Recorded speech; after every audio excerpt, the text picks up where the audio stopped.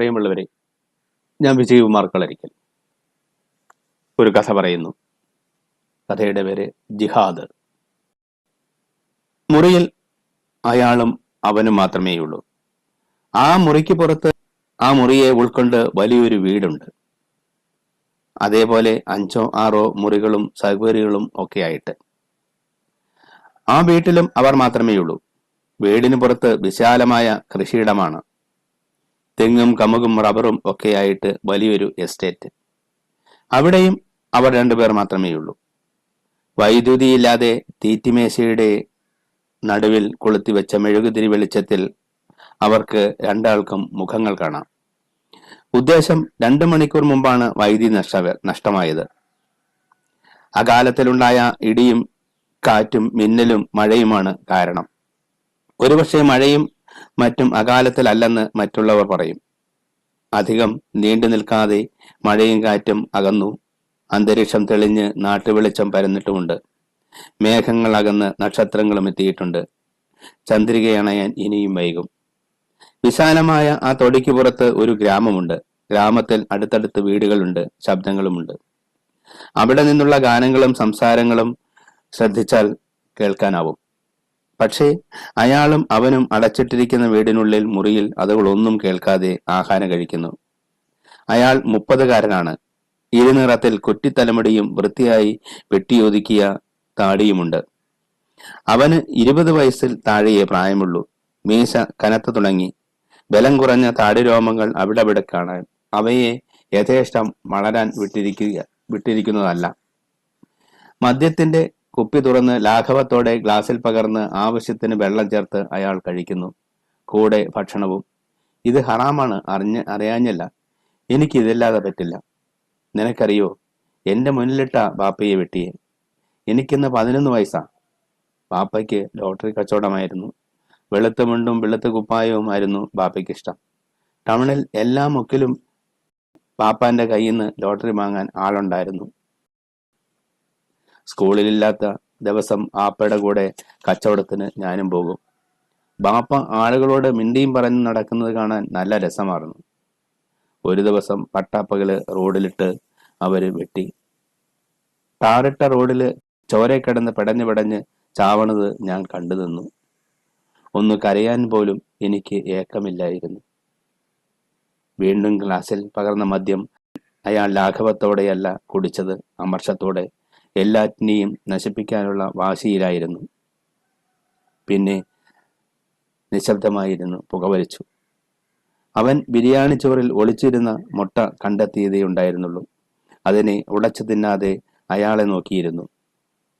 മെഴുകുതിരി പകുതിയോളം കത്തിയിരിക്കുന്നു. എന്റെ വാപ്പയെ കൊന്നത് എന്തിനാണെന്നറിയോ? മുസൽമാനായതുകൊണ്ട് മാത്രമാണ്. അയാൾ നാരങ്ങ അച്ചാറിനെ അപ്പാടെ വിരലുകളിൽ തോണ്ടി നാവിൽ തേച്ചു. എരിവില്ല ഒന്നിനും.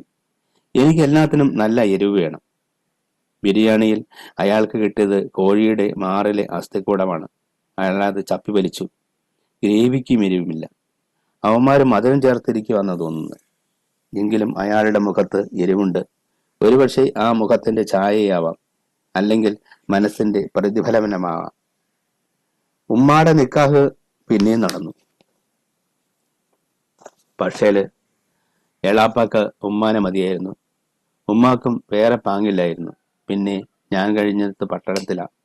പാർട്ട് പെറുക്കി വിറ്റും ചായക്കടയിലെ പാത്രം കഴിയും മുട്ടും കാലും ഉറച്ചപ്പോൾ ഒരാളെ കൂട്ടുകിട്ടി.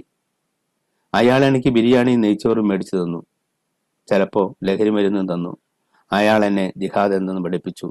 ലഹരി മരുന്ന് കച്ചവടവും. അവന് തോന്നി മുറിയിലെ വൈദ്യവിളക്കും തെളിഞ്ഞെന്ന്. പക്ഷേ അതായിരുന്നില്ല. മെഴുകുതിരി ആളിപ്പടർന്ന് തീരുന്നതായിരുന്നു. കെട്ട മെഴുകുതിരിക്ക് പകരം കൊളുത്തി ഒഴിഞ്ഞ പാത്രങ്ങൾ പെറുക്കി തറമേൽ അടുക്കി വെച്ചു അവൻ. അയാളുടെ കുപ്പിയും ഗ്ലാസും മാത്രം മേശമേലിരുന്നു. അവനും പറയാൻ വേദനിപ്പിക്കുന്ന ഒരു കഥയുണ്ട്. ചന്തയിൽ നിന്നും മത്സ്യം വാങ്ങി സൈക്കിളിൽ വെച്ച് കെട്ടി വിൽപ്പന നടത്തി ഉച്ചയ്ക്ക് ശേഷം കുളിച്ച് അത്തറ് പൂശി ഉമ്മയോടും മക്കളോടും തമാശകൾ പറഞ്ഞ് കളിക്കുമായിരുന്നു അവന്റെ വാപ്പ. ഒരു നാൾ കച്ചവടം കഴിഞ്ഞെത്തേണ്ട സമയത്ത് ആശുപത്രി കിടക്കയിൽ വച്ചുകെട്ടുകളുമായി കിടക്കുന്ന വാർത്തയാണ് അറിഞ്ഞത്.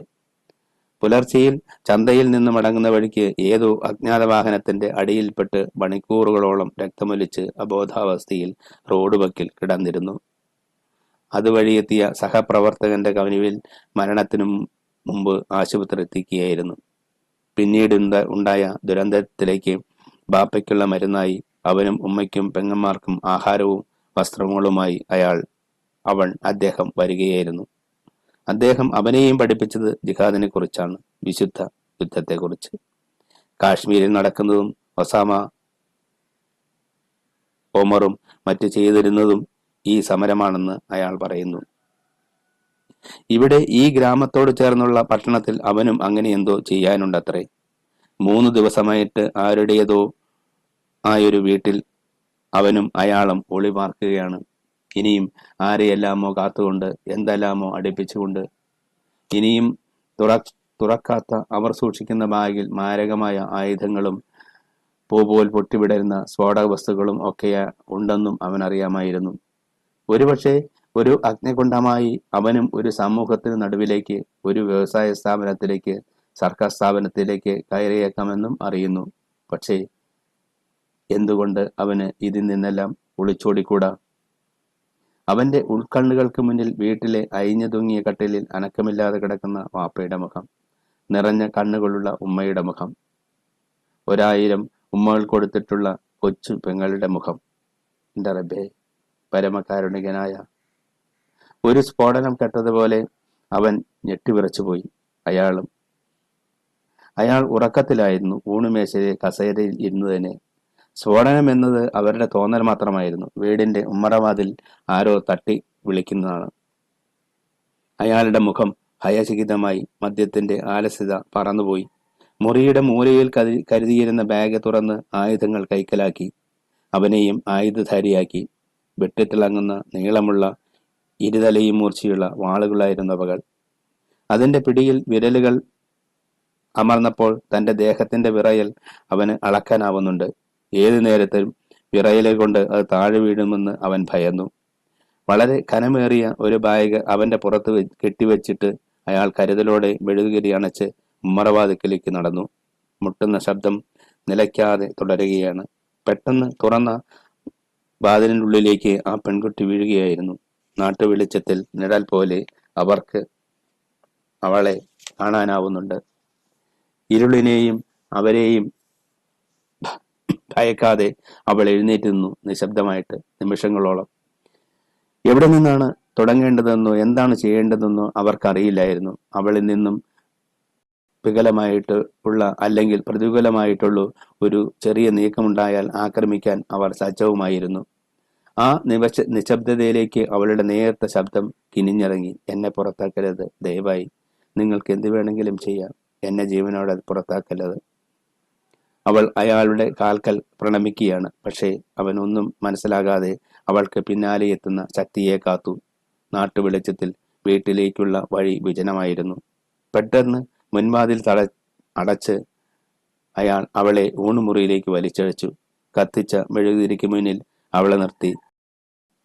മങ്ങിയ വെളിച്ചത്തിൽ അവന് അവളുടെ മുഖം കാണാം. അവിടെ ഭീതിയോ ചഞ്ചലതയോ ഇല്ല. മരിച്ചൊരു പെൺകുട്ടിയുടെ മുഖം പോലെ. അവളുടെ വസ്ത്രങ്ങൾ വലിഞ്ഞു കീറിയിരുന്നു. താഴ്ചുണ്ട് മുറിഞ്ഞ് ചോരയൊലിക്കുന്നുണ്ട്. പീഡിപ്പിക്കപ്പെട്ടതുപോലെ. അയാൾ ചോദിച്ചു, ആരാണ് നിന്നെ? അച്ഛൻ, എൻ്റെ അച്ഛൻ തന്നെ. അയാളുടെ കൈ അയഞ്ഞു. കത്തി. അവൾ കുഴഞ്ഞ് നിലത്തിരുന്നു, മുഖം പൊത്തി. അയാൾ ക്ഷീണിച്ചിരിക്കുന്നു, തളർന്നിരിക്കുന്നു. കത്തി താഴെയിട്ട് തോളിൽ നിന്ന് ബാഗ് താഴെ ഇറക്കി കസേരയിൽ അമർന്നിരുന്നു. അവൻ ഒന്നും ചെയ്യാൻ കഴിയാതെ വാളേന്തിയ പ്രതിമ പോലെ നിന്നു. അയാൾ നിന്റെ പിറകെ വന്നില്ലേ? ഗേറ്റ് വരെ. പിന്നെ തിരിച്ചുപോയി. എന്തിന്? നിങ്ങളെ അറിയാം. എങ്ങനെ? പോലീസുകാരനാണ് അയാൾ.